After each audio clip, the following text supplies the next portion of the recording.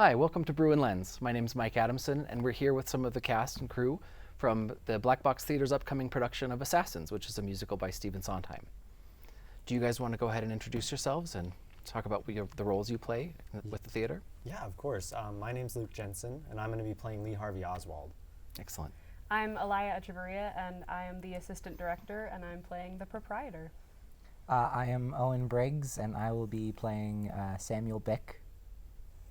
And I'm Megan MacArthur. I'm the house manager for the Black Box, and I've done a lot of research on the presidents for the show. Excellent. So for the Assassins, what was it like playing characters who were generally regarded as bad people?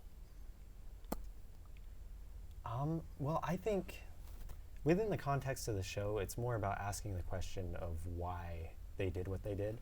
So It's more a focus on what led them to these things than them just being black or white, good or bad. Like, regardless, what they did was they did bad things. But the focus of the show is more on why they did these things. Right. They basically did one very bad thing. But do you think the show gives a broader context to that one thing?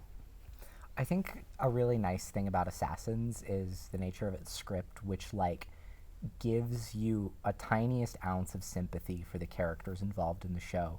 And then immediately when you start feeling that, it yanks the rug out from under you and reminds you, oh, these are still terrible people that tried committing a heinous act. I don't know what to say with that. What? What's been the most fun playing parts like this? For me, it's been the challenge of playing like a character that's a real person as an actor. I've never played a part that was like a real life person before. So, and it's trying to like find the balance and differentiate between like me and them, and just try and find a balance of how to play that. Okay. This is the first role where I get to swear like a lot.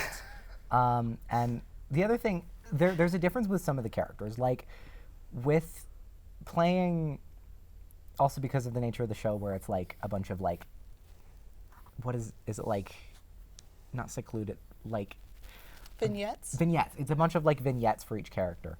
But the fun thing with it is some of the people are like big famous people that you learn about in history, and other people are like, I don't know who that is. So like when you go to your parents and are like, wow, I got a role in Assassins, I'm Sam Bick, and they go, wow, great, that's great.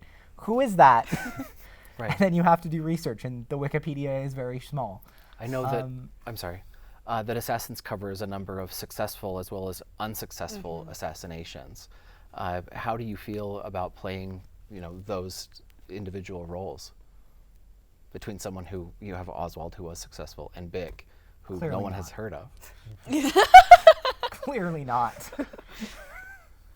And you mentioned your parents. There was a panel interview at Yale University where the librettist for Assassins said that his first experience with grief was the assassination of John F. Kennedy in 1963. Here at SLCC, we have an entire generation that's never lived through an assassination or an assassination attempt.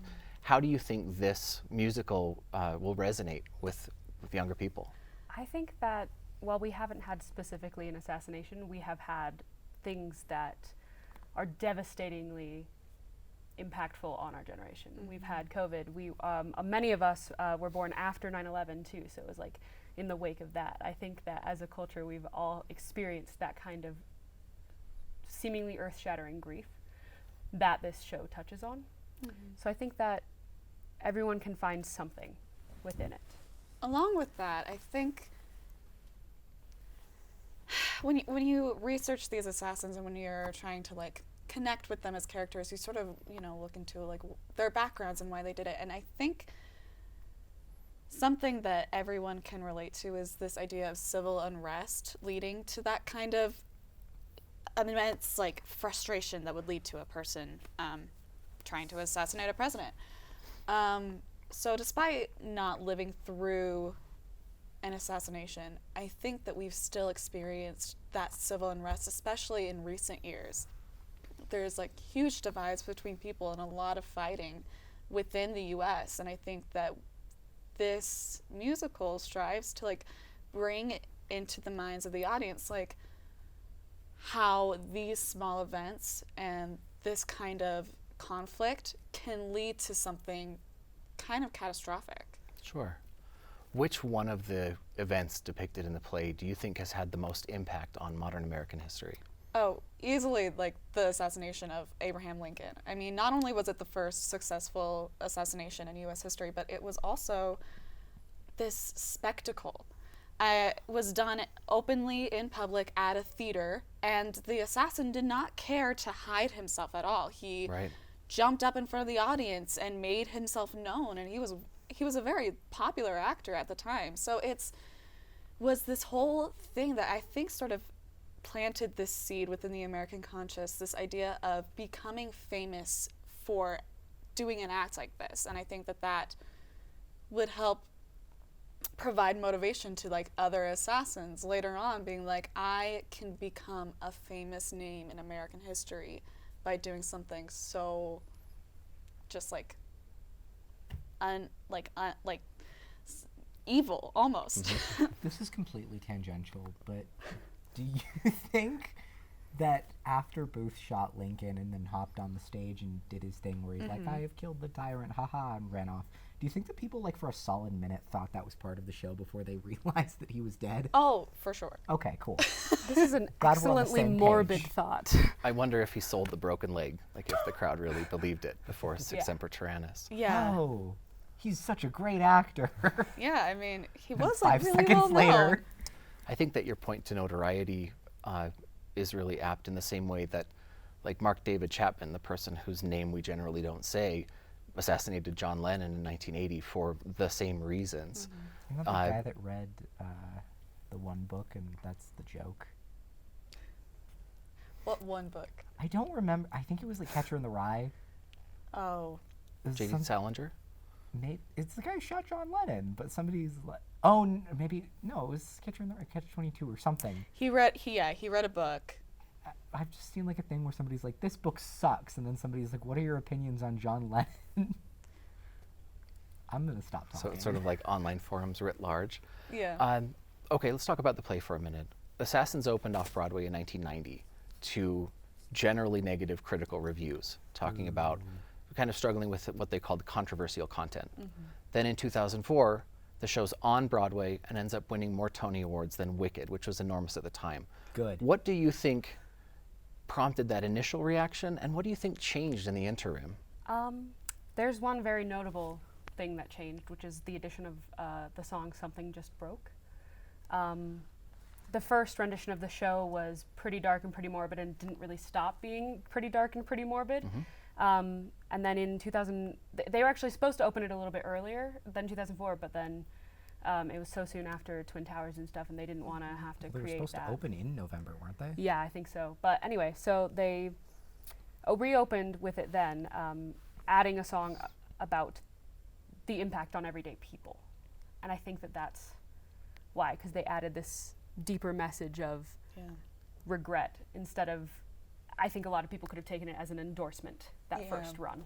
That's one thing I was going to say, is a lot of the criticisms seem to stem from this assumption that doing a production like this was idolizing these individuals instead of just providing a new perspective and, you know, explaining like, hey, here's the events and the like beliefs and ideals that can lead a person to do something like this.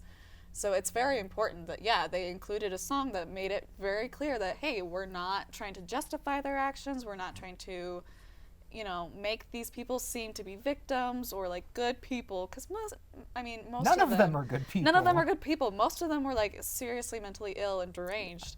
But a lot of them had reasons that they felt justified. And I think it's just kind of an interesting perspective, not necessarily an endorsement.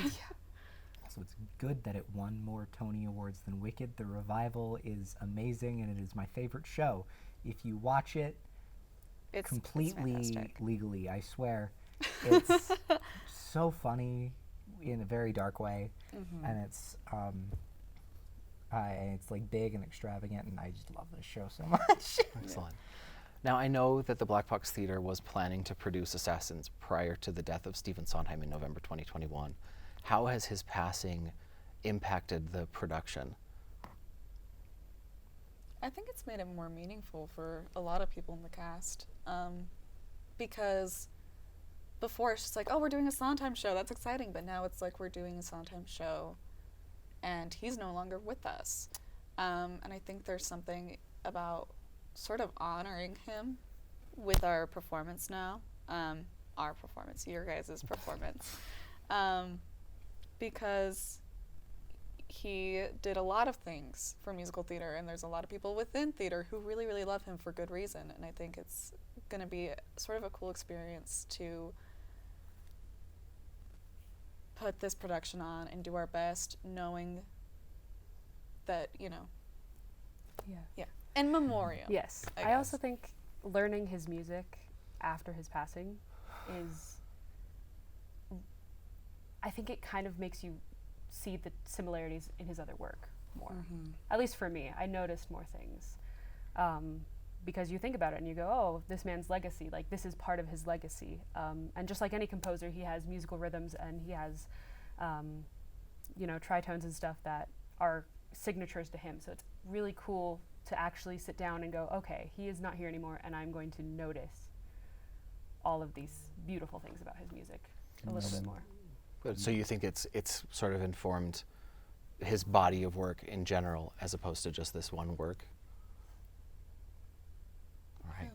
I think it may be making other people agree with me that it is one of his better works, mostly because I just am of the opinion that it's a really good work, and I'm sorry, I'm just going to stop shilling No, Assassins. I mean, I think that, like, when a person passes, we always look at the work that they created with a more discerning lens, a little bit more forgiving. Wanting to better understand people who passed is a big reason why so many, you know, dead artists' work is now famous. So I think that Play about that. yeah, there's a whole play about that. But, like, I think that you're absolutely right in thinking, like, his passing makes audiences and just casual fans more aware of his works that aren't as well known. Because I had never heard of this before we had announced that we were doing it. And so now I Got really the like it. email for my registration, and they're like, "We're doing Curious Incident and Assassins this year," and And I those are, like, your actively favorites. screamed. Okay, I'm sorry. It's a jump from going and doing like, "Hey, we're doing Shrek the Musical this year," and then it's like, "Here's the show that you wanted to be in Yeah. for like the last year and a half." Yeah, it's very exciting. And what are the dates that Assassins is running again? So Assassins is running the weekends of April 7th through the 9th and the 14th through the 16th. We're at the stage of rehearsal where time doesn't exist. Yes, it's Understood. that Thursday, Friday, Saturday, then April. Yes. And that's at the Black Box Theatre here at SLCC South Yes. Campus. Yes. Excellent. Well, thanks very much for taking the time to be with us today, you guys. That's going to do it for us here at Bruin Lens. Thanks for joining us.